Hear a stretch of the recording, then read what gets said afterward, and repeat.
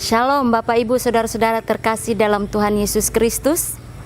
Hari ini kita akan bersama-sama lagi mendengarkan satu kebenaran firman Tuhan yang menjadi landasan kita dalam beraktivitas sepanjang hari ini. Saya ambil dari kitab Daniel pasal yang ke-6 ayat yang pertama sampai ayat yang ke-29. Namun pada kesempatan ini saya membacakan ayat yang ke-8 sampai ayat yang ke-11. Demikian firman Tuhan.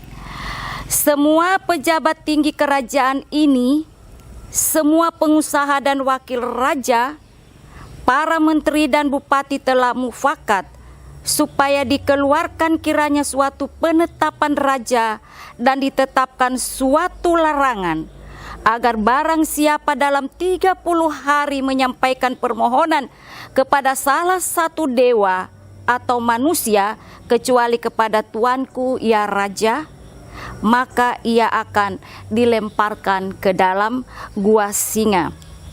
Oleh sebab itu ya raja, keluarkanlah larangan itu dan buatlah suatu surat perintah yang tidak dapat diubah menurut undang-undang orang Media dan Persia yang tidak dapat dicabut kembali.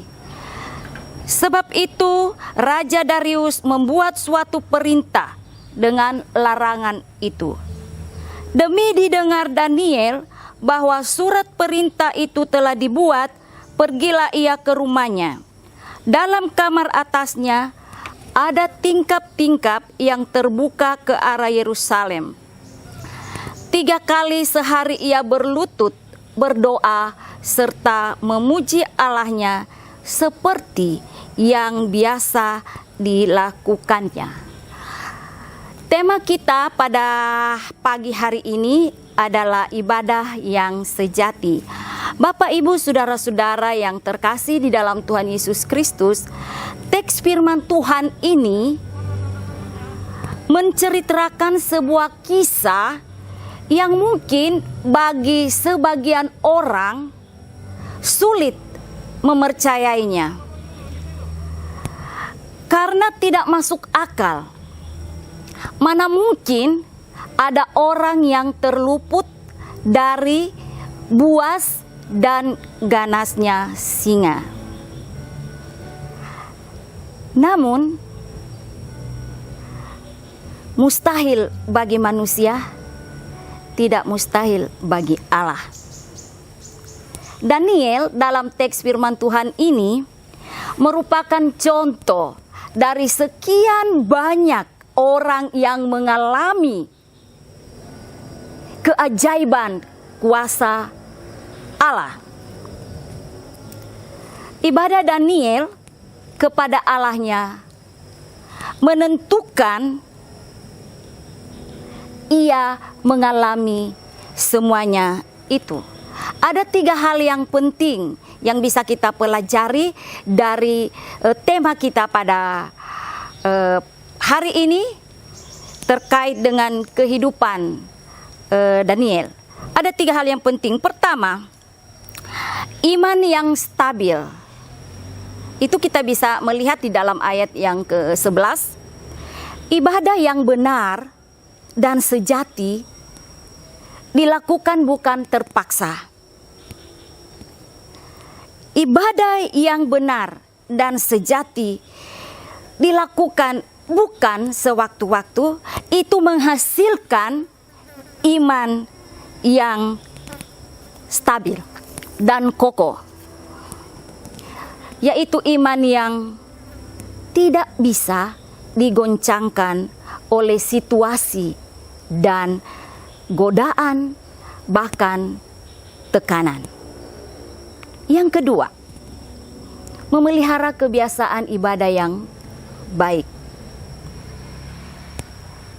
Bapak, Ibu, saudara-saudara yang terkasih dalam Tuhan Yesus Kristus, di dalam ayat yang ke-11 ditulis di sini 3 kali sehari Daniel berlutut, menyembah, berdoa, serta memuji Allah.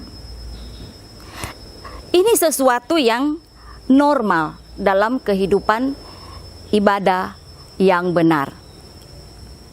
Masalah di sini bukan 3 kalinya, tetapi secara kontinu dan teraturnya Daniel memelihara ibadahnya kepada Tuhan. Ditulis di sana seperti yang biasa dilakukannya. Ibadah Daniel bukan aktivitas rutinitas saja, tetapi memang ibadah itu sudah menjadi kebiasaan dalam hidupnya. Kebiasaan yang baik dari Daniel adalah hidup beribadah. Ia tidak peduli walau nyawanya terancam. Ibadahnya teruji tatkala ada krisis.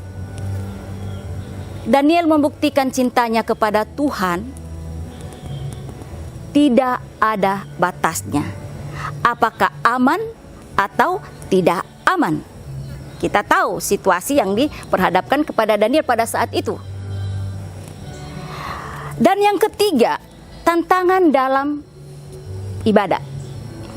Kita bisa melihat dalam ayat yang ke-9, ayat yang ke-10, 13, 17, dan ada ayat-ayat yang terdapat di dalam pasal ke-6 ini.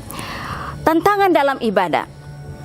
Daniel menghadapi dan mengalami tantangan iman karena ibadahnya kepada Tuhan.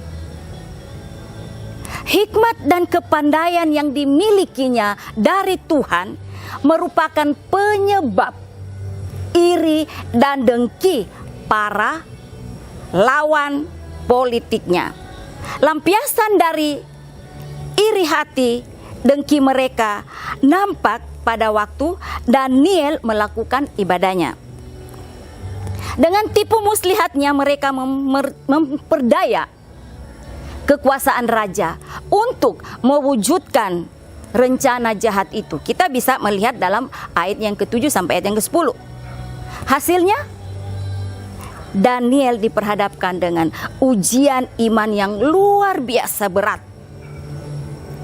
Tetapi di tengah-tengah situasi sulit yang dihadapi oleh Daniel, Allah hadir untuk menolongnya dan membebaskannya. Bapak, Ibu, saudara-saudara yang terkasih dalam Tuhan Yesus Kristus, mampukah saudara-saudara, Bapak, Ibu, kita semua mempertahankan iman di tengah-tengah keadaan kritis yang seperti dialami oleh Daniel? Bapak, Ibu, percayalah Tuhan selalu ada untuk menolong setiap umatnya yang mengasihinya tanpa batas. Kiranya firman Tuhan ini menjadi berkat bagi kita semua. Tuhan Yesus memberkati.